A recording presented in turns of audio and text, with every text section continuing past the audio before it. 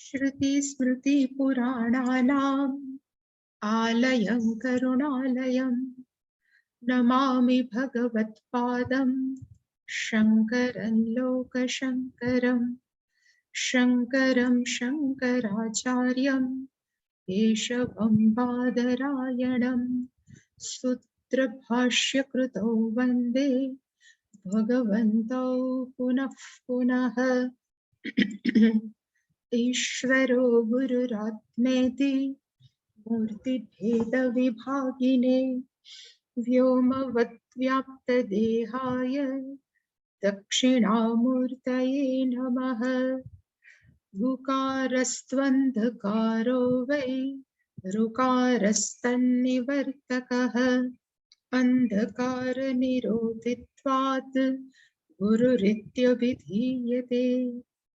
सदाशिवसमारम्भां शङ्कराचार्यमध्यमाम् अस्मदाचार्यपर्यन्तां वन्दे गुरुपरम्पराम्। ॐ सहना भवतु सहनौ भुनक्तु सह वीर्यङ्करवावहै तेजस्विनावधीतमस्तु मा विद्विषावहै। ॐ शान्ति शान्ति शान्तिः। सर्वस्वरूपे सर्वेशे सर्वशक्तिसमन्विते भयेभ्यस्त्राहि नो देवी दुर्गे देवी नमोऽस्तुते। रोगान् शेषानपहंसि तुष्टा हृष्टा तु कामान् सकलानभीष्टान् त्वामाश्रितानान्न विपन्नराणां त्वामाश्रिता ह्यश्रयतां प्रयान्ति। सर्वाबाधा प्रशमनं त्रैलोक्यस्याखिलेश्वरी एवमेव त्वया कार्यम् अस्मद्वैरिविनाशनम्। सर्वस्वरूपे सर्वेशे सर्वशक्तिसमन्विते भयेभ्यस्त्राहि नो देवी दुर्गे देवी नमोऽस्तुते। रोगान् शेषानपहंसि तुष्टा हृष्टा तु कामान् सकलानभीष्टान् त्वामाश्रितानान्न विपन्नराणां त्वामाश्रिता ह्यश्रयतां प्रयान्ति। सर्वाबाधा प्रशमनं त्रैलोक्यस्याखिलेश्वरी एवमेव त्वया कार्यम् अस्मद्वैरिविनाशनम्। सर्वस्वरूपे सर्वेशे सर्वशक्तिसमन्विते भयेभ्यस्त्राहि नो देवी दुर्गे देवी नमोऽस्तुते। रोगान् शेषानपहंसि तुष्टा हृष्टा तु कामान् सकलानभीष्टान् त्वामाश्रितानान्न विपन्नराणां त्वामाश्रिता ह्यश्रयतां प्रयान्ति। सर्वाबाधा प्रशमनं त्रैलोक्यस्याखिलेश्वरी एवमेव त्वया कार्यम् अस्मद्वैरिविनाशनम्।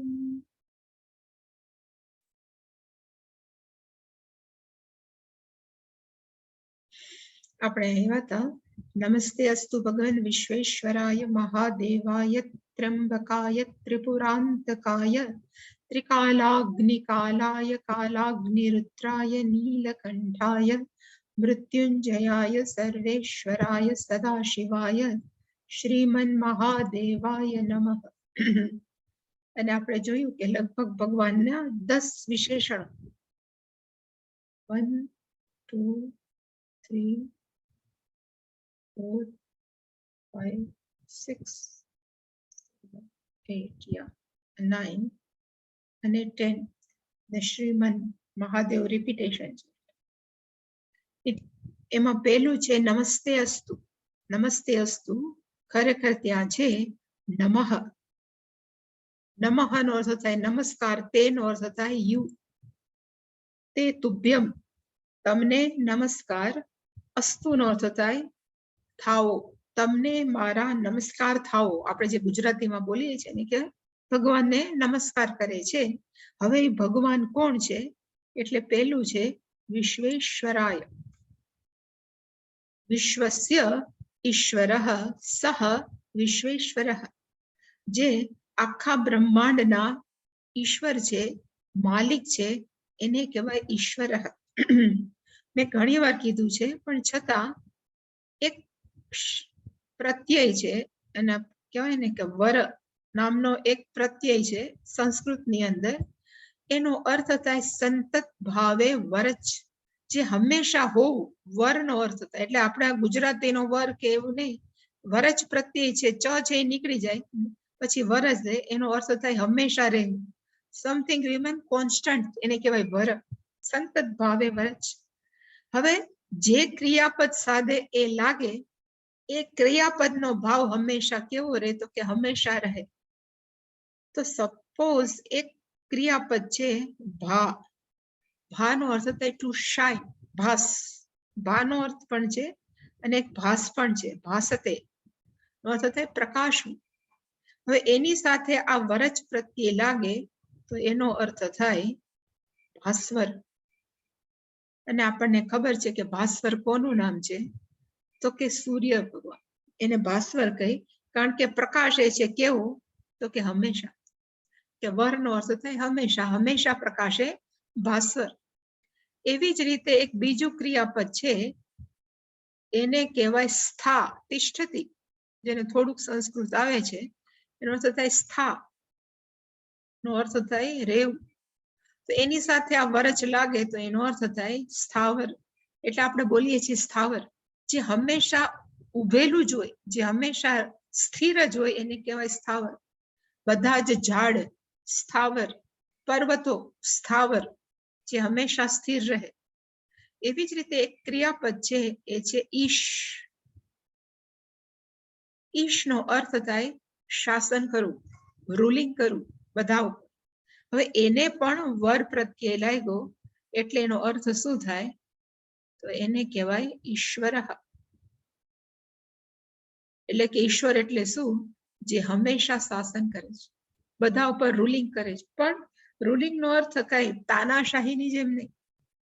અહીંયા રૂલ નો અર્થ થાય એની સાનિધ્યની અંદર બધા જ પોતપોતાનું કામ કર્યા કરે, એને કહેવાય ઈશ્વર.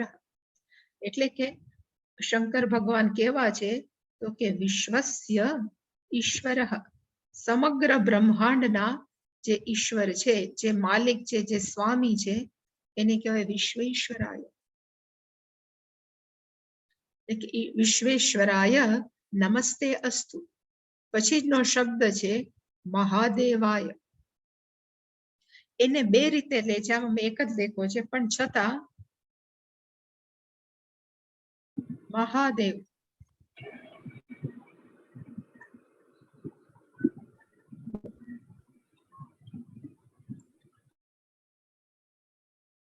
મહાદેવનો અર્થ થાય એક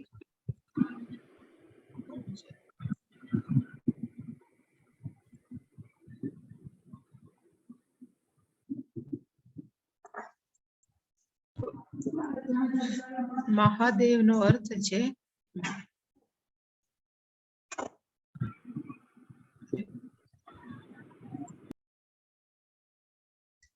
મહાન દેવ, ગ્રેટ દેવ. ઘણા બધા દેવતાઓ છે, એની અંદર જે દેવતાઓ છે એ બધાની અંદર જે સૌથી મહાન છે એને કહેવાય મહાદેવ. જયંતભાઈ, તમે અનમ્યુટ કેમ થાય છે? વારે વારે અવાજ આવે છે, મ્યુટ રાખો પ્લીઝ. મહાદેવનો અર્થ થાય મહાન દેવ, આ એક અર્થ થાય. પણ બીજો અર્થ મહાદેવનો જે અહીંયા કર્યો છે એક ક્રિયાપદ છે, એનો અર્થ થાય દીવ. દીવનો અર્થ થાય પ્રકાશવું, ટુ શાઇન. એ દીવમાંથી શબ્દ બન્યો છે દેવ, જે પ્રકાશે છે. એટલે એમાંથી ઓરા નીકળે છે, ને એવો પ્રકાશ નહીં, પણ એનો અર્થ થાય કે જ્ઞાન હોય ને ત્યાં પ્રકાશ. એવી રીતે ભગવાન કેવા છે મહાદેવ, તો કે જેની પાસે બધું જ જ્ઞાન છે. એટલો અર્થ થાય ચૈતન્ય શરીર એટલે ચૈતન્ય સ્વરૂપ હોવાને કારણે જે હંમેશા કેવા છે તો કે પ્રકાશિત, જ્ઞાન ને કારણે જે પ્રકાશિત છે એને કહેવાય મહાદેવ. કારણ કે દેવનો અર્થ થાય પ્રકાશિત. પણ જ્ઞાનાત, જ્ઞાનને કારણે આપણે ઘણીવાર એમ કહીએ છીએ કે ભાઈ તમે આની ઉપર જરાક પ્રકાશ પાડો ને, એનો અર્થ થાય મને કંઈક સમજાવો, જ્ઞાન આપો.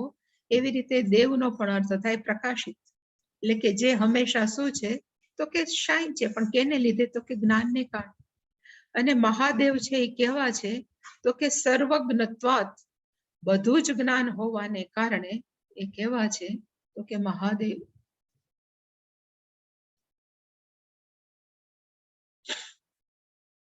એને કહેવાય મહાદેવ. પછી ભગવાનનું નામ છે ત્ર્યંબકાય. અંબક નો અર્થ થાય નેત્ર. ત્રિઅંબક, ભગવાનને ટોટલ કેટલા નેત્ર છે તો કે 3, જે આપણને ખબર છે કે ત્રીજા નેત્રથી એને કામદેવને બાળ્યું. પણ એવું કહેવાય છે કે 2 નેત્ર છે, એકનું નામ સૂર્ય છે અને બીજા નેત્રનું નામ છે ચંદ્ર.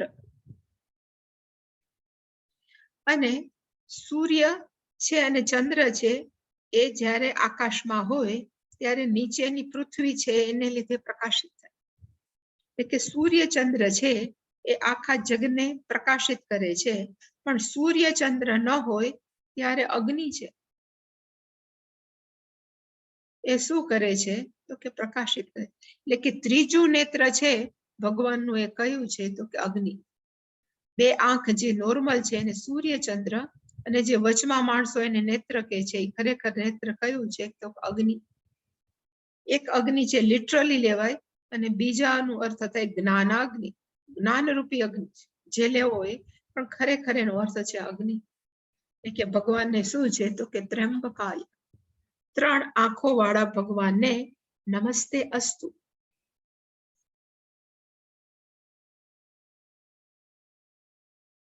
પછીનો ભગવાનનું નામ છે ત્રિપુરાંતકાય. ત્રિપુર નામનો એક રાક્ષસ હતો, એનો અંત કરવા વાળો. ત્રિપુર નામનો રાક્ષસ હતો, એના અંત કરવા વાળાને કહેવાય ત્રિપુર અંતક, એનું મૃત્યુ આપવા વાળા અંતક. એટલે એક નામ છે ત્રિપુરાંતકાય. અને એવું કહેવાય છે કે ત્રિપુરાંતક છે ખરેખર 3 ભાઈઓ હતા, 3 અસુર હતા, અને જે શહેરમાં રહેતા હતા એ શહેરને ભગવાને બાળીને ભસ્મ કરી નાખ્યું, એટલે એનું નામ પડ્યું ત્રિપુરાંતકા. ત્રિપુર માણસો એમ અર્થ કરે છે કે 3 શહેર, પણ એવું નથી. 3 રાક્ષસ હતા, એ 3 રાક્ષસ જેમાં રહેતા હતા એને બાળી નાખવામાં આવ્યું, અંત કરવામાં આવ્યો ત્રિપુર. અથવા એમ પણ કહેવાય કે 3 શહેર. ત્રિપુર 3, પૂરનો અર્થ થાય શહેર. જે રાક્ષસ રહેતો તો એ 3 શહેરનો અંત કર્યો, એટલે એનું નામ છે ત્રિપુરાંતકાય. પણ ફિલોસોફિકલ વે જો આપણે એ દ્રષ્ટિએ જોવા જાય તો કે પ્રત્યેક મનુષ્ય છે એ પોતાના 24 કલાકની અંદર 3 અવસ્થામાંથી પસાર થાય છે: જાગ્રત, સુષુપ્તિ અને સ્વપ્ન. એ સ્વપ્ન છે 3 કેવા છે તો કે ત્રિપુર. અને એની અંદર આપણે 24 કલાકની અંદર ફેરા કરીએ. જાગતા હોય ત્યારે જાગ્રતપુરની અંદર, સૂઈ જાય ને સ્વપ્ન જોઈએ તો સ્વપ્ન રૂપી આપણું નગર છે, અને સંપૂર્ણ સૂઈ જાય ત્યારે સુષુપ્તિ રૂપ. અને માણસ એમ જ માને છે કે ખરેખર આ 3 શું છે તો કે રિયલ છે. રિયાલિટી કઈ છે તો કે જાગ્રત અવસ્થા, સુષુપ્તિ અવસ્થા અને સ્વપ્ન અવસ્થા છે એ પ્રત્યેક જીવની, મનુષ્ય શું પ્રત્યેક જીવની શું છે તો કે સત્યતા છે. પણ આપણું શાસ્ત્ર કહે છે કે વેદ ઉપનિષદ કહે છે કે જાગ્રત, સ્વપ્ન, સુષુપ્તિ એ પણ કેવું છે તો કે સત્ય નથી. સત્યની વ્યાખ્યા હંમેશા આપણે જોઈ છે, જે ક્યારે ન બદલાય એને કહેવાય સત્ય. હવે જાગ્રત અવસ્થા છે કાયમ નથી રહેતી એટલે સ્વપ્ન સુષુપ્તિ આવે. એનો અર્થ જાગ્રત, સ્વપ્ન અને સુષુપ્તિ છે એ ત્રણે ત્રણ અવસ્થા છે એ અલ્ટિમેટ નથી, સત્ય નથી. તો પછી જે વ્યક્તિ, જે તત્વ એમ જાણે છે કે જાગ્રત, સ્વપ્ન, સુષુપ્તિની અંદર જે હંમેશા પરમેનન્ટ છે, જે કાયમ માટે રહે છે. જાગ્રત અવસ્થાની અંદર આપણે બોલીએ છીએ કે હું ખાઉં છું, પીઉં છું, તો એની અંદર પણ હું છું. સ્વપ્નની અંદર પણ આપણે બોલીએ છીએ કે મેં સ્વપ્ન જોયું, તો એમાં પણ હું છે, હું છું. અને સુષુપ્તિની અંદર વી હેવ નોટિસ કે ઊંઘ સારી રીતે આવ્યો, તો સ્વપ્નની અંદર પણ કોણ છે? તો કે હું છું. તો આ જે હું છું છે એ જ સત્ય છે. જ્યારે આ ત્રણ અવસ્થા છે એ કેવી છે? તો કે આવે છે ને જાય છે, મિથ્યા છે, શાશ્વત નથી. એ જે જાણે છે એને કહેવાય ત્રિપુર અંતક. ઈશ્વર છે, ભગવાન શિવ છે, એટલે તો જાણે જ છે કે ખરેખર આખું જગત છે વાસ્તવિક નથી. તો ત્રણે ત્રણ અવસ્થા ક્યાંથી વાસ્તવિક હોય? જાગ્રત અવસ્થાની માં રહેવા વાળો આપણે કહીએ જાગ્રત અવસ્થા, જાગ્રત વ્યક્તિ, સુષુપ્ત વ્યક્તિ, સ્વપ્નવાળી વ્યક્તિ, એ ખાલી નામ છે. એનું સત્ય કયું છે? તો કે હું છું છે. એ જે જાણવા વાળો છે, હું છું, જેને જ્ઞાન છે, એને કહેવાય ત્રિપુરાંતકાય. કારણ કે હું છું છે એ શું છે? તો કે ચૈતન્ય તત્વ. એ ચૈતન્ય તત્વ મારું વાસ્તવિક સ્વરૂપ છે. આ ત્રણે ત્રણ ત્રિપુર છે, જે શહેર છે, જાગ્રત, સ્વપ્ન, એ ખરેખર વાસ્તવિક નથી. તો એનો અંત કરવા વાળા જ્ઞાનને કારણે જાગ્રત, સ્વપ્ન, સુષુપ્તિનો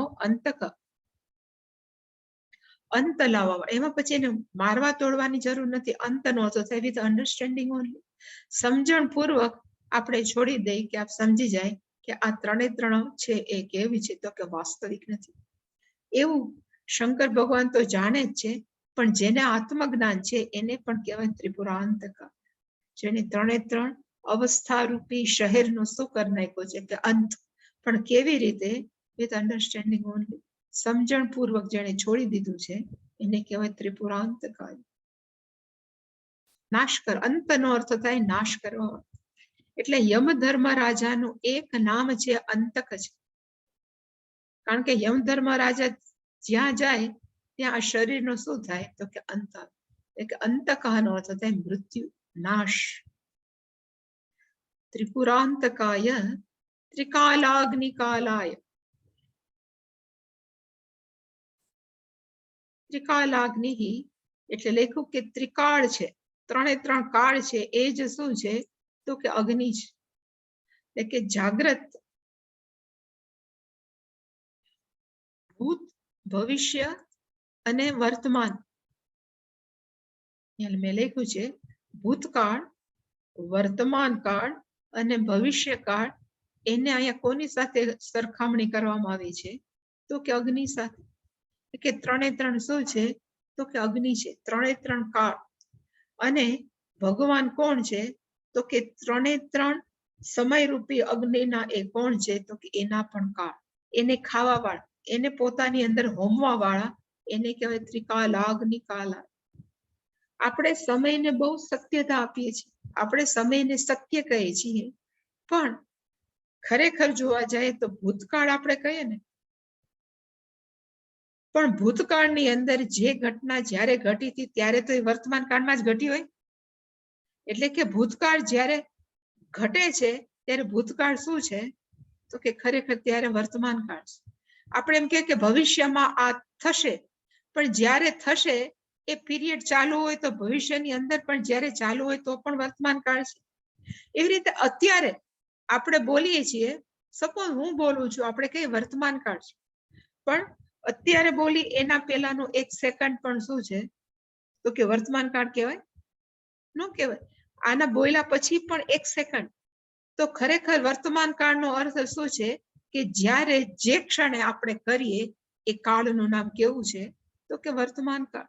અને ઇવન વર્તમાન કાળનું જેમ એનાલિસિસ કરતા જાય તો ઇવન વર્તમાન કાળ જેવું નથી. જેમ મેં અત્યારે કીધું કે હું 1-2 સેકન્ડ પહેલા બોલી, એ વર્તમાન કાળમાં ગણાય?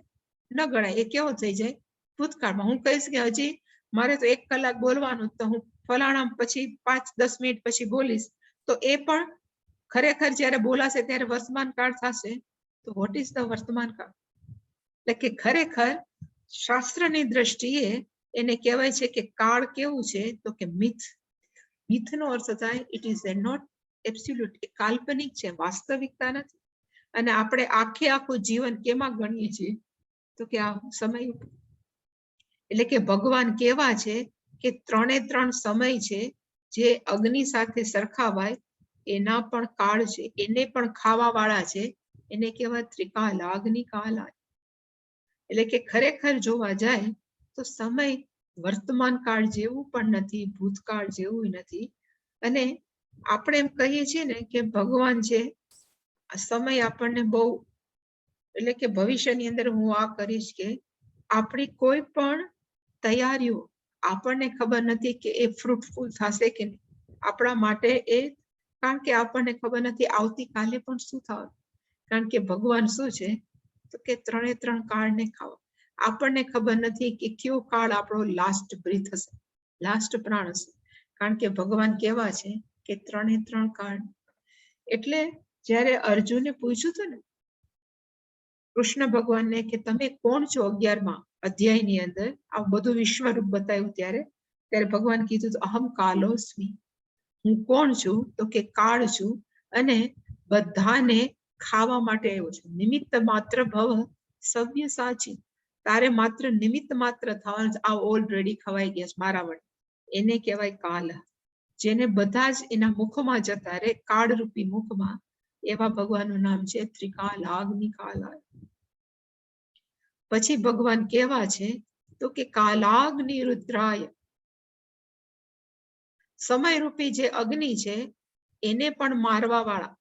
કાલાગ્નિ રુદ્ર, કાલ એવ અગ્નિ, સમય છે અગ્નિ છે, પણ એને પણ મારવા વાળા, સમયને મારવા વાળા, એને કહેવાય કાલાગ્નિ રુદ્રાય.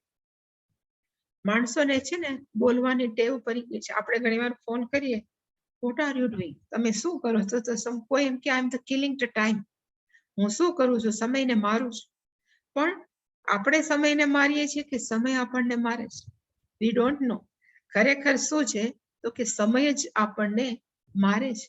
જેમ જેમ દિવસો જાય એમ એમ એક સમય ધીમે ધીમે આપણે કોના મુખમાં જાય છે, તો કે કાલાગ્નિ રુદ્રાય, એને જ આપણે ખાઈ. એટલે કે જે એક્સપ્રેશન છે, ઘણી વાર કે હું મારો સમય વેડફું છું, માણસો એમ કે સમય વેડફતા નથી, પણ સમય આપણને વેડફી નાખે. જે આપણે બોલીએ છીએ વાક્ય પ્રયોગ થોડો ખોટો છે, પણ ખરેખર સમય જ શું કરે છે. અને છેલ્લે એક વખત એવો આવશે કે જ્યારે આખું શરીર છે એ પણ શું થઈ જશે, તો કે વિભૂતિ, ભસ્મ થઈ જશે. એનું નામ શું છે, તો કે કાલાગ્નિ રુદ્ર. આપણે બર્થડે બહુ સેલિબ્રેટ કરીએ, કરવા જોઈએ, વાંધો નથી, પણ ખરેખર બર્થડે સેલિબ્રેટ કરીએ ત્યારે ખરેખર શું હોય છે, તો કે આપણા જીવનમાંથી 1 વર્ષ ઓછું થયું છે, વધતું નથી. જેમ જેમ ઉંમર વધતી જાય એમ 1 વર્ષ ઓછું થતું જાય. અને એ કોના મુખમાં જશે, તો કે કાલાગ્નિ રુદ્ર. ભગવાન છે એના મુખની અંદર પછી આ શરીર રૂપી છે શું થઈ જશે, તો કે એન્ટર થઈ જશે, પ્રવેશી જશે. તો કાલાગ્નિ રુદ્રાય નમઃતે અસ્તુ, એકને નમઃતે અસ્તુ આપણે એડ કરી શકાય. પછીનો શબ્દ છે નીલકંઠાય, જે આપણે એનો અર્થ જોયો તો એટલે મેં અહીંયા વ્યાખ્યા નથી લખી. એક તો જેણે વિષ પીધું છે એને કારણે જેનો કંઠ નીલ થઈ ગયો છે એને કહેવાય નીલકંઠાય. અથવા બીજો આપણે જોયો તો કે આખું કોસ્મોસ, બ્રહ્માંડ છે એ ઈશ્વરના શરીરને જોઈએ તો સૂર્ય અને ચંદ્ર એ ભગવાનની આંખ છે, પૃથ્વી છે એ ભગવાનના પગ છે, તો અંતરિક્ષ છે એ ભગવાનની શું છે, તો કે ડોક છે. અને હંમેશા આકાશ કેવું હોય, તો કે બ્લુ હોય. ભલે સત્યતા નથી પણ આકાશ બ્લુ છે, એટલે ભગવાનને કેવા કહેવાય છે, નીલકંઠાય. ભગવાનનું નામ છે નીલકંઠ, જે આપણે જોયું. પછીનો શબ્દ છે મૃત્યુંજય. મૃત્યુંજયતી, આ બધાને જે લખવું હોય તો કહેવાય મૃત્યુંજયતી. જેણે મૃત્યુને પણ વિજય કરી લીધો છે, મૃત્યુંજય હતી. અને ક્યારે મૃત્યુંજય હતી? તો આપણે જે સ્ટોરી જોઈ હતી કે એક માતા પિતા હતા, એને સંતાન નહોતું અને એને બાળક બહુ જોતું હતું. એટલે ભગવાનની તપશ્ચર્યા કરી તો ભગવાને કીધું કે એક બાળક થશે, પણ 12 વર્ષે એનું મૃત્યુ છે એ પાક્કું હશે. પણ એકદમ વિદ્વાન હશે, કહેવાય ને ઋષિ જેવું હશે, એટલે હું 12 વર્ષ જીવે એવું બાળક તમને આપું. અને પછી એ બાળક જન્મ્યું તો એનું નામ કયું હતું? તો કે માર્કંડેય ઋષિ.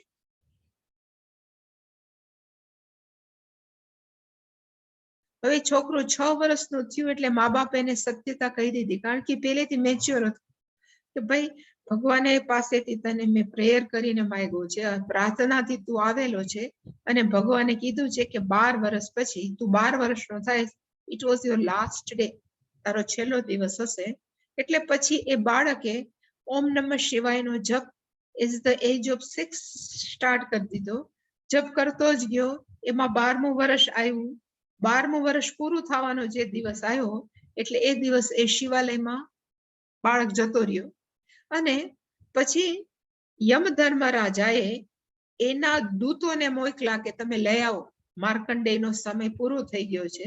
પણ એને કીધું કે તો શિવાલયમાં બેઠો છે અને શંકર ભગવાનના લિંગની સામે બેઠો છે, તો અમારાથી ન લેવાય. એટલે એના દૂત પાછા આવતા. પણ યમધર્મરાજા કે મારો તો એ નિયમ છે, જ્યારે સમય પૂરો થાય તો મારે એને લઈ આવવો જ પડે. યમધર્મરાજા પોતે ગયા, ત્યારે માર્કંડેય છે એ શિવલિંગને આલિંગન આપીને ઓમ નમઃ શિવાય બોલતો હતો.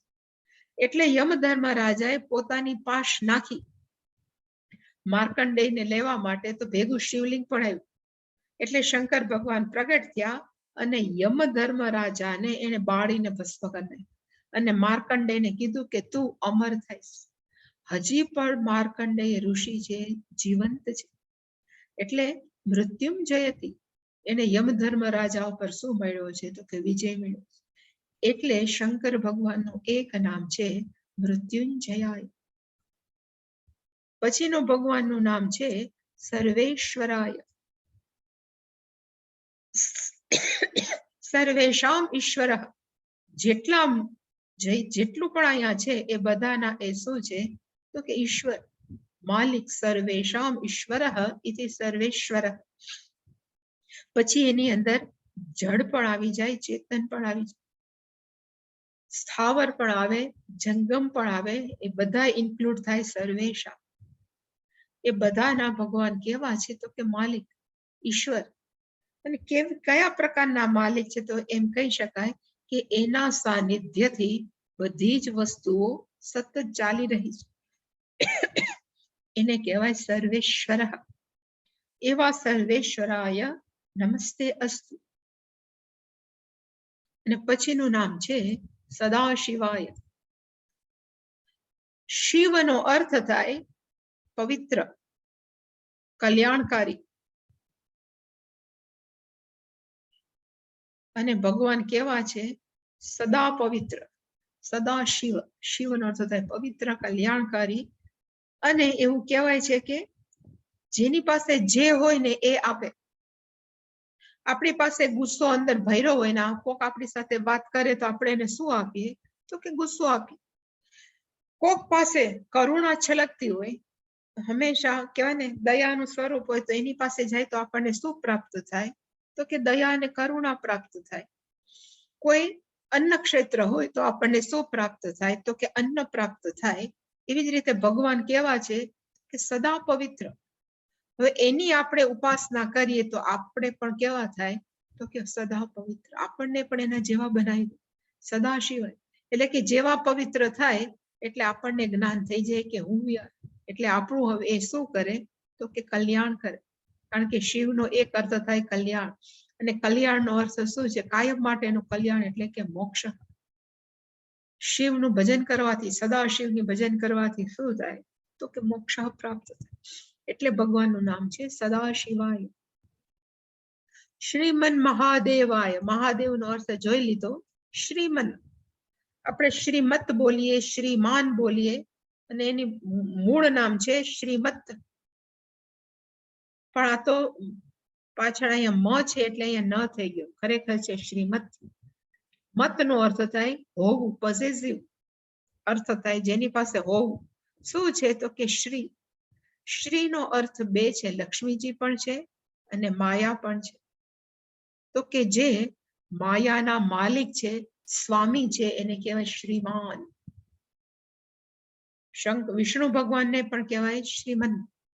શ્રીમન નારાયણ નારાયણ હરિ હરિ, આપણે જે બોલીએ છીએ શ્રીમન, એવી રીતે શ્રીમન મહાદેવ એટલે કે ભગવાન કોણ છે? માયાધિપતિ. એટલે શ્રીમન નારાયણ નારાયણ એટલે જ બોલીએ છીએ શ્રીમન મહાદેવાય. એ ક્લેરિફિકેશન માટે છે કે નામ જુદા છે, મહાદેવ નામ જુદું છે કે નારાયણ નામ જુદું છે, પણ અંદરનું કન્ટેન્ટ બંને ઈશ્વર છે કેવા છે તો એક જ છે, કારણ કે ચૈતન્ય તત્વ છે, બધામાં સામાન્ય રૂપે છે. એટલે શ્રીમન નામ છે અહીંયા શું કર્યું છે તો કે એડ કર્યું છે શ્રીમન નારાયણ. એટલે કે અહીંયા એ શ્લોક છે એ પૂરો થયો છે. અને જનરલી આપણે આ મંત્ર છે એ ભગવાનની આરતી કરવા માટે વાપરીએ છીએ. હવે પછી છે એ સ્ટાર્ટ થાય છે સેકન્ડ અનુવાક, જેને આપણે કહીએ બીજો અનુવાક. પેલામાં એક એક મંત્ર હતા, એમને મેં કીધું ને એમાં એક એક પેલું હતું.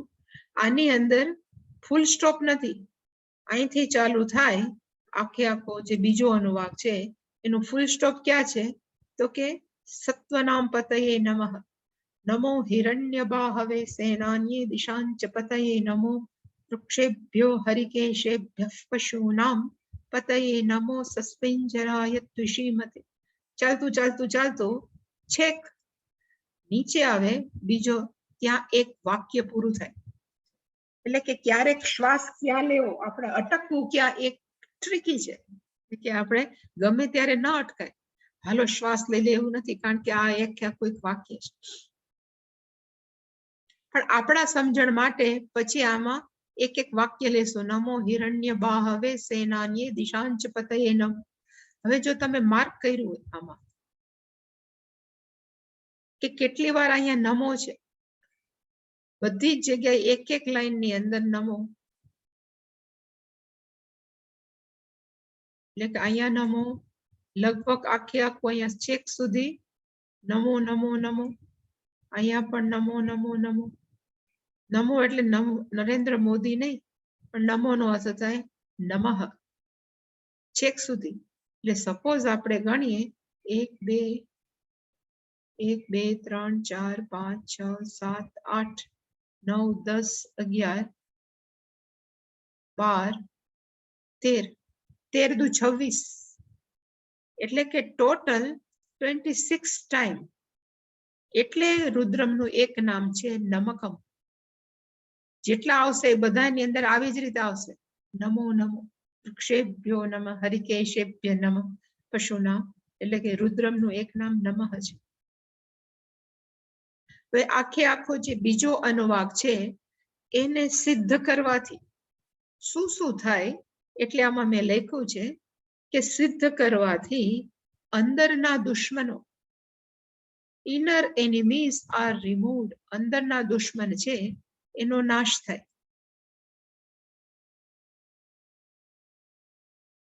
બહારના જે દુશ્મનો આપણે ગમતા હોય એ બધા જ જો આ અનુવાક સિદ્ધ કરે તો એના મિત્ર બની જાય.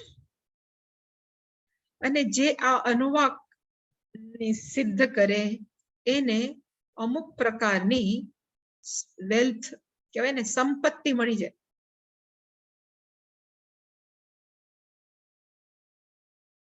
અને કેવા આપણા મનમાં સંપત્તિનો અર્થ એક જ છે કે કરન્સી, રૂપિયા. એવું નથી. સંપત્તિનો અર્થ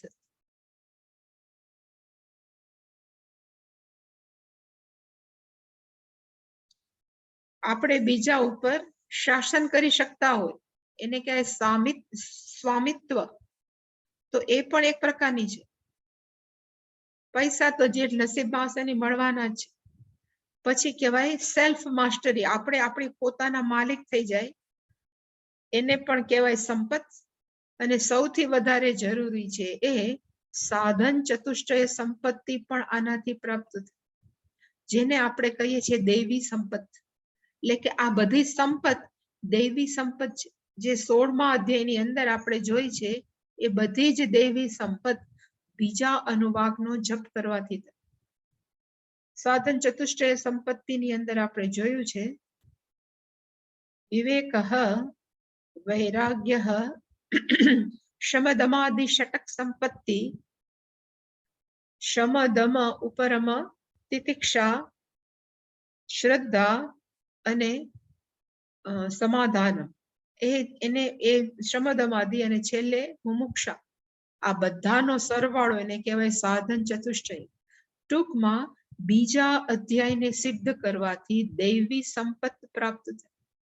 અંદરના આપણે કામ, ક્રોધ, લોભ, મોહ જતા રહે કે પછી શું થાય તો કે દૈવી સંપત.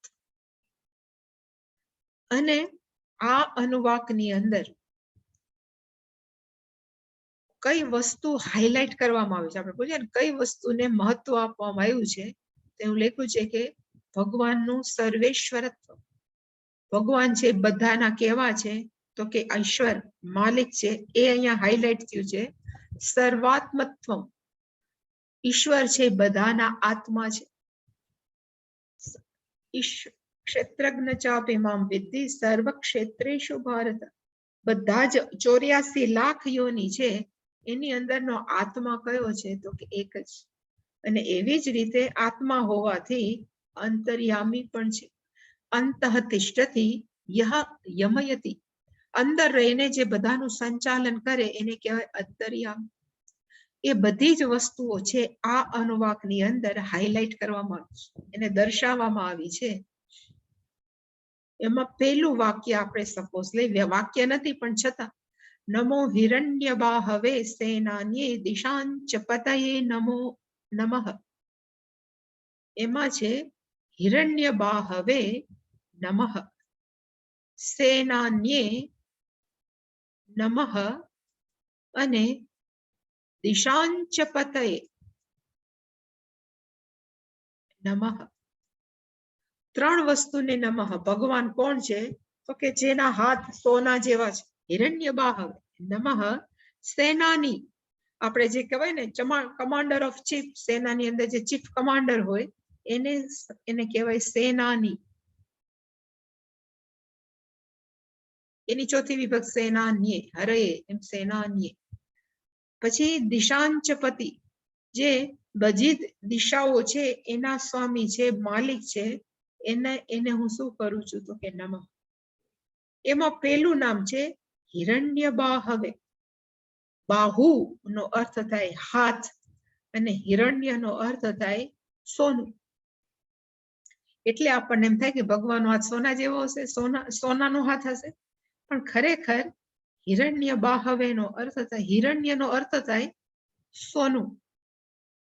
સોનું હંમેશા કેવું હોય તો કે આપણે કહેવાય સોનું હંમેશા ચમકે, પ્રકાશિત. બીજા બધા થઈ જાય પણ સોનું હંમેશા કેવું હોય, ચમકે. ચમકે નો અર્થ કેવું થાય તો કે પ્રકાશિત.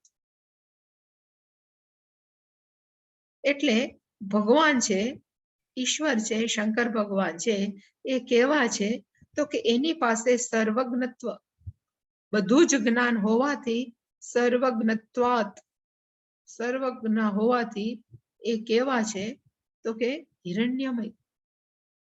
એના હાથ છે એ કેવા છે તો કે જાણે કે સોનું. એવા હાથવાળા, એના હાથમાં સોનું નથી પણ પ્રકાશે છે, જ્ઞાન હોવાને કારણે એના આખું શરીર, આ તો આમાં લખ્યું છે હિરણ્ય બાહુ, પણ આપણે કહી શકીએ કે હિરણ્ય શરીર. આખું શરીર છે એનું કેવું છે તો કે ચમકે છે, શાઇન કરે છે, પણ નોટ એઝ એ ઓરા, પણ એનું છે બધું જ જ્ઞાન હોવાથી. અને યત્ર યત્ર જ્ઞાનઃ તત્ર તત્ર પ્રકાશઃ. જ્યાં જ્યાં જ્ઞાન છે ત્યાં ત્યાં પ્રકાશ છે, અને જ્યાં જ્યાં પ્રકાશ છે એ ચમકે છે. એટલે આપણે કહીએ છીએ ને હિરણ્ય ગર્ભ, આપણે હિરણ્ય ગર્ભ નામ આપીએ છીએ, અને અમુક એને બ્રહ્માજી કહે છે.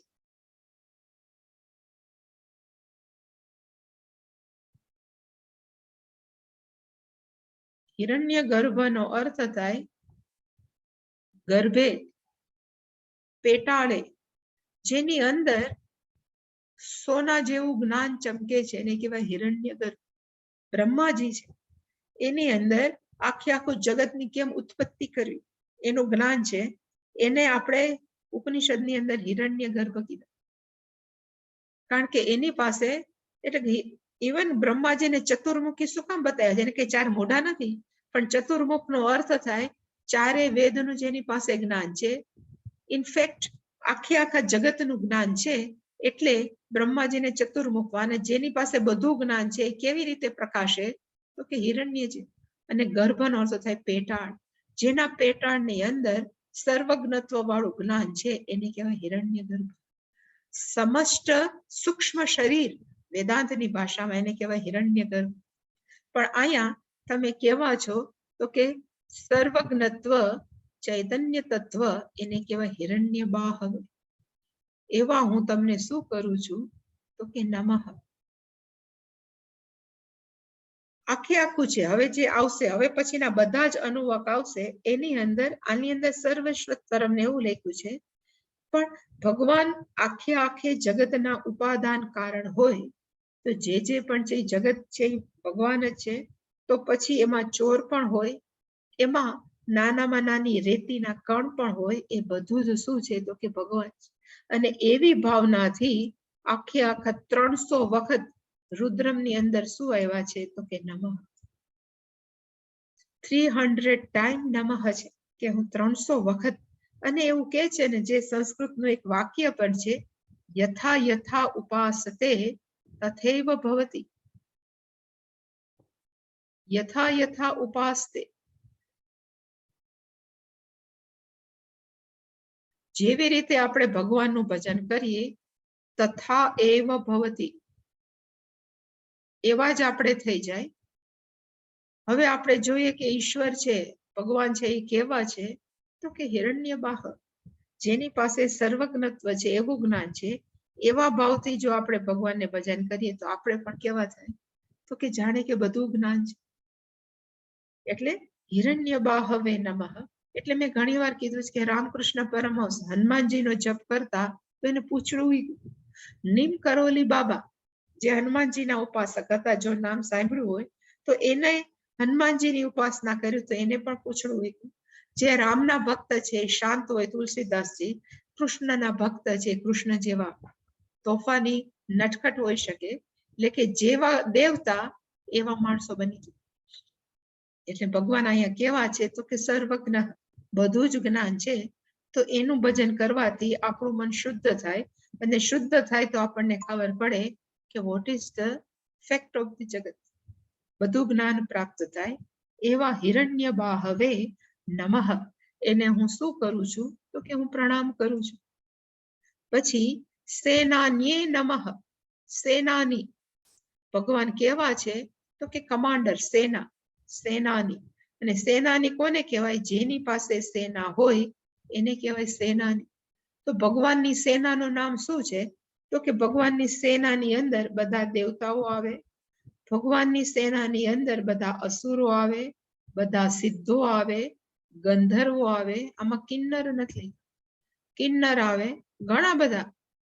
એ બધા જ ભગવાનના કેવા છે તો કે સેના. એને ભગવાન જે ધારે ઓર્ડર કરી શકે. એટલે ભગવાનને કહેવાય કમાન્ડર ઇન ચીફ, એને કહેવાય સેનાન્યે નમઃ. એને હું શું કરું છું તો કે પ્રણામ કરું છું, એટલે કહેવાય સેના. અને છેલ્લું છે દિશાંચ પતયે નમઃ. ભગવાન કેવા છે તો કે 10 દિશા છે, એના પતિ છે, એના માલિક છે, એના સ્વામી છે. દિશાંચ પતય, આપણે હંમેશા કહીને કે 10 દિશા છે, પૂર્વ પશ્ચિમ ઉત્તર દક્ષિણ, અગ્નિ નૈઋત્ય વાયવ્ય, એવી રીતે 4 દિશાઓ છે, પ્લસ ઉપર અને નીચે. એ બધી જ દિશાઓની અંદર ભગવાન કોણ છે તો કે સ્વામી. પણ શું કામ માલિક છે? કારણ કે ભગવાન છે દેવતાઓના માલિક. જો તમને યાદ હોય તો આપણને ખબર છે કે જે પૂર્વ દિશા છે એના સ્વામી કોણ છે? આમ જો અધિષ્ઠાન દેવતા, તો એના અધિષ્ઠાન દેવતાનું નામ સૂર્ય છે. દક્ષિણ છે એના દેવતાનું નામ કયું છે તો કે યમધર્મરાજ. એવી રીતે બધી જ દિશાઓના દેવતાઓના પર્ટિક્યુલર દેવતા. પણ એની પહેલા આપણે જોયું કે ભગવાન છે બધા જ દેવતાઓના જો માલિક હોય અને દેવતાઓ જો બધી દિશાઓના હોય તો ભગવાન બધી દિશાઓના પણ કેવા છે તો કે માલિક. અને કોક એમ પૂછે કે તમારી પાસે કોઈ પ્રૂફ છે કે ભગવાન છે દેવતાઓના માલિક છે? એટલે કઠોપનિષદ અને મુંડક ઉપનિષદની અંદર મંત્ર છે ભીષાદ વાતઃ પવતે ભીષોદેતિ સૂર્યઃ ભીષાદ અગ્નિશ્ચેન્દ્રશ્ચ મૃત્યુર્ધાવતિ પંચમ.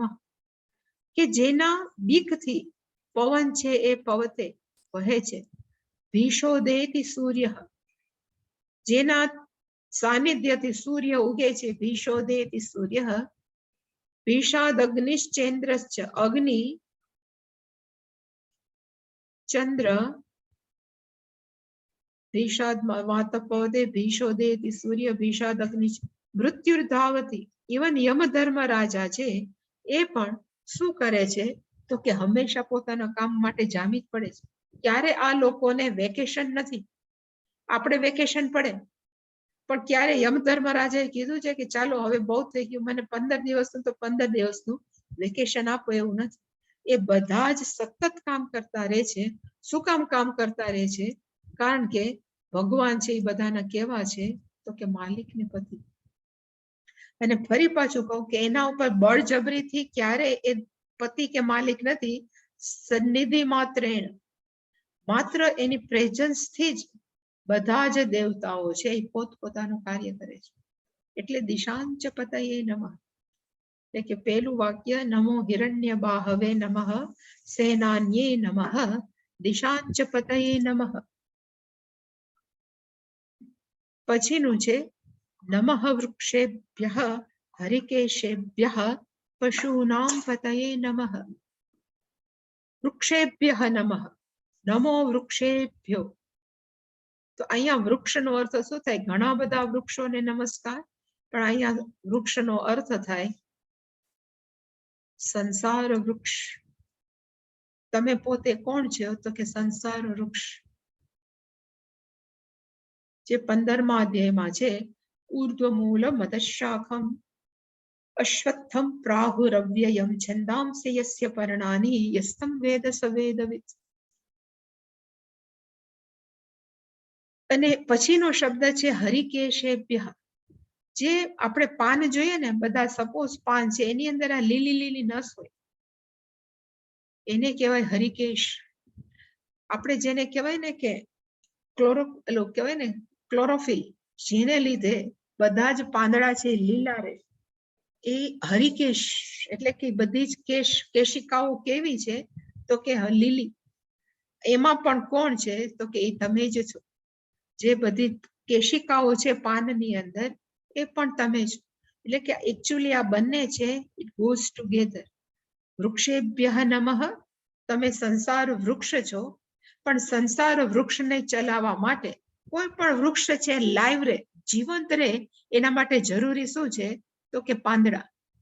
અને પાંદડા જેવા પીળા થાય એટલે આપણે ચિંતા કરીએ કે આના પાંદડા તો પીળા થઈ ગયા, આપણે શું કરવું જોઈએ કે દવા છાંટીએ. એટલે કે પાંદડા હંમેશા કેવા હોવા જોઈએ તો કે હરિત, લીલા હોવા જોઈએ. અને હરિતકણ માટે જવાબદાર કોણ છે?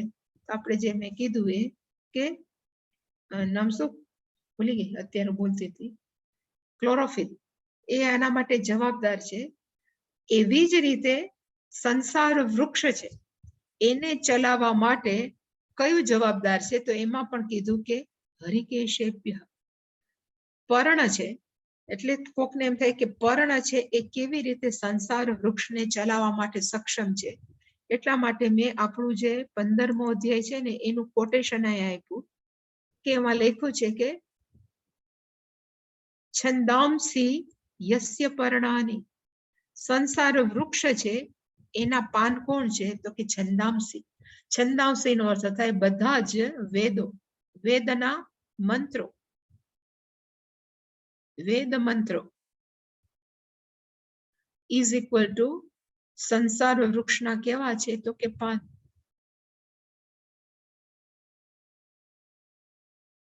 વેદ મંત્રો છે એનો પેલો ભાગ, જે આગલો ભાગ છે વેદ મંત્રોનો, જેને આપણે કર્મકાંડ કહીએ છીએ કે પૂર્વ ભાગ કહીએ છીએ, એની અંદર જાત જાતના પ્રલોભન છે કે તમે આવી રીતે યજ્ઞ કરો કે આવી રીતે જીવન જીવો તો તમારી બધી જ ઈચ્છાઓ પૂરી થાય. પછી એમાંથી નોકરથી લઈ અને ઇવન વરસાદ સુધી, ઇવન બ્રહ્મલોક જવા સુધી બધી જ ઉપાસનાઓ, બધા જ કર્મો છે એ વેદના પહેલા ભાગમાં છે. અને મોટા ભાગના માણસોને આવી ઈચ્છાઓમાં જ રસ હોય. પછી પત્ની હોય કે બાળક હોય કે નોકર હોય, એ બધું જ, એટલે કે પછી માણસો આ બધા જ વેદના મંત્રોની અંદર જે બધી કહેવાય ને, આ બધા જ પ્રલોભન છે કે તમને આ સારું પત્ની મળે, સારું બાળક મળે, સારી પ્રતિષ્ઠા મળે, એટલે વ્યક્તિઓ કર્મ કરતા જ જાય. કર્મ કરવાથી પછી એને શું પ્રાપ્ત થાય? તો કે પુણ્ય પ્રાપ્ત, પુણ્ય અને પાપ એ પ્રાપ્ત થાય. અને પુણ્ય પાપ છે એ પછી આપણને શું આપે? તો કે નવો જન્મ. નવો જન્મ છે એટલે વળી પાછા એ જ પ્રોબ્લેમ કે મારે વધારે સુખી થવું જ, વધારે થવું, એટલે વળી પાછા કર્મકાંડ, વળી પાછા કર્મ. જેટલા નવા જન્મ એટલા સંસાર વૃક્ષના પાન છે એ કેવા રહે? તો કે હેલ્ધી. એટલે કે વેદ મંત્રો જે વેદના પૂર્વ ભાગની અંદર છે, આગલા ભાગની અંદર છે, એ સંસાર વૃક્ષ સાથે શું કરી છે એની કલ્પના. સંસાર વૃક્ષના પાન સાથે પર્ણાની છંદાંશ એટલે કે મંત્રો, એનાથી આ સંસાર રૂપી વૃક્ષ છે એ શું રહે છે? તો કે કન્ટિન્યુ રહે છે, ચાલુ જ રહે છે. અને માણસોને હંમેશા થાય ઉર્ધ્વ મૂલમ, એટલે માણસો વૃક્ષ દોરે, જે બધાને જે કંઈક આવડતું હોય ને એના પછી મૂળિયા ઉપર આપે. એવું નથી માણસો દોરતા હોય, પણ ઉર્ધ્વનો અર્થ થાય એનું કારણ. આખા સંસાર વૃક્ષનું કારણ કેવું છે? તો કે ઉત્કૃષ્ટ છે. ને ઉર્ધ્વ એટલે ઊંચું ચડેલું નથી, ઉત્કૃષ્ટ છે, શ્રેષ્ઠ છે, એ એનું કારણ છે. અને એની બ્રાન્ચીસ છે. એનો અર્થ બ્રાન્ચીસ એટલે કયું? તો આપણે જે બોલીએ છીએ 7 અપ 7 ડાઉન, 7 ને પ્લસ 14 લોક. 14 લોક છે એ કેવા છે? તો કે ભગવાનની, એટલે આ સંસાર વૃક્ષની શાખા. આપણે ઉપરથી લઈ ભૂહ ભુવ સુહ આમ જાય, અને પછી અતલ વિતલ સુતલ જે બધા પાતા છે, એ બધા એક એક કેવી છે? તો કે જાણે કે સંસાર રૂપની શાખા. અને એમાં જીવાત્મા રૂપી કહેવાય ને પક્ષી, એ ક્યારેક આ શાખામાં બેસે, ક્યારેક સારા કર્મ કરે તો ઉપર જાય, નીચે જાય, એવી રીતે સતત ફર્યા કરે છે. પણ ક્યારે ફર્યા કરે છે? જ્યારે વેદના મંત્રોને કર્મો કરીને પુણ્ય પાપ એકઠા કરે છે. એટલા માટે ભગવાન શું છે?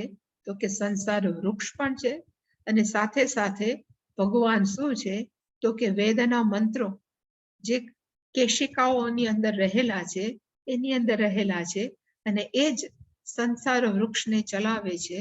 એને હું શું કરું છું? તો કે નમઃ અહમ વૃક્ષસ્ય રેરિવા કીર્તિઃ પૃષ્ટન ગિરેરિવા, જે આપણે બોલીએ છીએ એમાં પણ વૃક્ષ છે એ કેવું છે? તો કે સંસાર વૃક્ષ. આપણે એ રીતે પણ આને લઈ શકીએ. અને બીજું પણ કહી શકાય કે દુનિયાની અંદર જેટલા પણ વૃક્ષો છે એ ભગવાનથી જુદા નથી, એક સેપરેટ ન હોઈ શકે. તો બધા જ વૃક્ષો છે એ સાક્ષાત પરમાત્મા છે. તો એ બધાને હું શું કરું છું? તો કે પ્રણામ કરું છું. એવી જ રીતે વૃક્ષોની અંદર જે બધી કેશિકાઓ છે, લીલી લીલી છે, આપણે તમને જો યાદ હોય તો જે પાત્રાના પાન કરે ને તેમાંથી કાઢે વચમાંથી, એને કહેવાય હરિકેશા. એ જે કાઢે ને પછી આપણે ખાઈએ. એવી રીતે બધા જ પાનની અંદર પીપળાના પાનને આપણે ડ્રાય કરે ને પછી એની અંદર જે દેખાય, જે જાડી જાડી, એને કહેવાય હરિકેશા. જે પાતળી પાતળી છે એને લીધે જ આખું વૃક્ષ છે એ હેલ્ધી છે. એ પણ કોણ છે? બીજું કોઈ નથી, તમે જ છો. એને હું શું કરું છું? તો કે પ્રણામ કરું છું, નમસ્તે કરું છું. પછીનો શબ્દ છે પશુ નામ પતયે નમઃ. અહીંયા છે પશુ નામ પતયે. પશુનો અર્થ શું થાય? તો કે જે પ્રાણીઓ, કોકને 2 પગ છે, કોકને 4 પગ છે, જેને 8 પગ છે, ઓક્ટોપસ જેવાને, ઘણાને જાત જાતના હજારો પગ છે. આપણે કાન ખજૂરો છે, એને કેટલા પગ છે આપણને કલ્પના ન હોય. એ બધા જ પગવાળા જે પશુઓ છે એના ભગવાન શું છે? તો કે સ્વામી માલિક. એવી એક જોક કે છે અમારા પૂજ્ય સ્વામીજી, કે એક માણસે કાન ખજૂરાને, સેન્ટિપેડ કહેવાય ને, કાન ખજૂરાને કીધું કે તું જા મારા માટે છાપું લઈ આવ. જ્યારે બોસ હુકમ કરે એટલે થોડીક વાર પછી કાન ખજૂરો આવ્યો નહીં, એટલે કીધું કે તું કેમ ન આવ્યો? તો કે હજી મારા શૂઝ પહેરું છું, કારણ કે એને એટલા બધા પગ છે તો શૂઝ પહેરતા તો વાર લાગે ને. એટલે કાન ખજૂરાને કેવા છે તો હજારો, ઘણા બધા, કાઉન્ટલેસ પગ છે. એ બધાને, બધા જ પશુઓના ભગવાન કેવા છે તો કે માલિક સ્વામી. પતિનો અર્થ થાય માલિક સ્વામી. અને પશુનો બીજો અર્થ થાય, આપણે એમ કહીએ ને આ ગાયનું, આ ગાય પશુ છે, એનું આ શરીર છે. તો પશુ છે, ઇવન મનુષ્યને 2 પગ છે, તો આપણે પશુ છીએ તો આપણને પણ શરીર તો છે. એટલે કે પશુનો બીજો અર્થ થાય શરીર, તો જ આપણે કહીએ. અને શરીરને ગીતાની સારી ભાષામાં શું કહેવાય તો કે ક્ષેત્ર. જડ છે બધું ક્ષેત્ર. અને ક્ષેત્રને જાણવા વાળો કોણ છે તો કે 13મા અધ્યાયમાં ભગવાને કીધું ક્ષેત્રજ્ઞ. અને એની અંદર પણ ભગવાને કીધું જેટલા ક્ષેત્ર છે એ બધા જ ક્ષેત્ર, એ પણ 84 લાખ યોની, લાખ યોની, એક યોની અંદર લાખો જીવો, એવા 84 લાખ જીવો, એની અંદર જેટલા પણ શરીર છે, પછી કોરોનાથી લઈને અપ ટુ બ્રહ્માજી સુધી બધાના પોતપોતાના શરીર છે. એ બધા જ શરીરને કહેવાય ક્ષેત્ર. એક ક્ષેત્રને કહેવાય પશુ. એના માલિક કોણ છે તો ભગવાન કહેવું છે પશુ નામ પતયે નમઃ. એને હું શું કરું છું તો કે નમસ્કાર. એટલે કે કોઈ પણ ખૂણો ખાંચરો એવો નથી કે જ્યાં પરમાત્મા નથી. પશુ નામ પતયે નમઃ. પછીનો શબ્દ છે સસ્પિંજરાય ત્વિષી મતે પતિ નામ પતયે નમઃ. ત્વિષ આપણે કાલે જોશું, પણ ત્વિષનો અર્થ થાય કિરણો. જેની પાસે કિરણોનો માલિક છે, આપણે કહેવાય શ્રીમાન, મત છે એનો અર્થ થાય જેની પાસે હોવું. ત્વિષી મતે, જેની પાસે કિરણો છે. સૂર્ય પાસે શું છે તો કે કિરણો, તો ત્વિષી મતનો અર્થ થાય સૂર્ય. એટલે સસ્પિંજરાય, ટેન્ડર જે વૃક્ષમાં હોય એને કહેવાય સસ્પિંજરાય. એ પણ તમે જ છો. એનો અર્થ કે આખા જગતની અંદર જે પણ હું જોઉં છું, અનુભવું છું, ભગવાન કોણ છો તો કે તમે જ છો.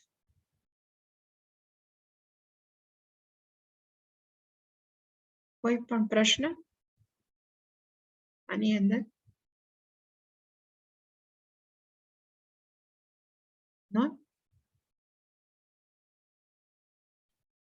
તો આપણે પૂર્ણમદ બોલશું. ઓમ પૂર્ણમદ પૂર્ણમિદં પૂર્ણાત પૂર્ણમુદચ્યતે પૂર્ણસ્ય પૂર્ણમાદાય પૂર્ણમેવાવશિષ્યતે. ઓમ શાંતિ શાંતિ શાંતિ. હરિ ઓમ શ્રી ગુરુભ્યો નમઃ. હરિ ઓમ.